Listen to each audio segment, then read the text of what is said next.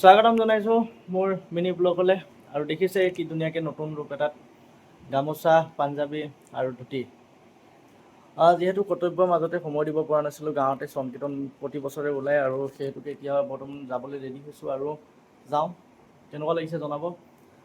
ভাল লাগিছে যদি লাইক কমেণ্ট শ্বেয়াৰটো কৰি দিব ন। এতিয়া বলক সংকীৰ্তন যাওঁ।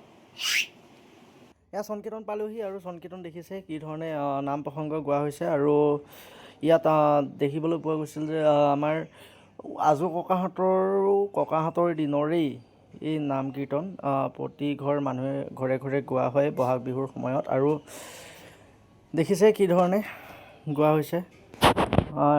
প্ৰথমে ভিডিঅ'টো চাওক, কেনেকুৱা লাগে জনাব।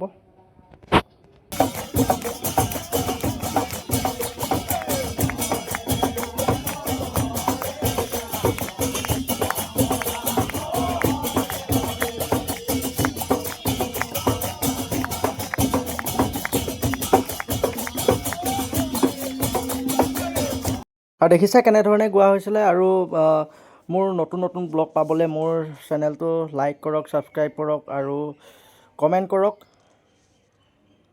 আৰু মোৰ ফেচবুক পেজটো ফ'ল' কৰিবলৈ নাপাহৰিব এনেকুৱা ভিডিঅ' পাই থাকিবলৈ। ধন্যবাদ। ৰঙালী বিহুৰ পুনৰবাৰ বহু শুভকামনা যাচিলোঁ।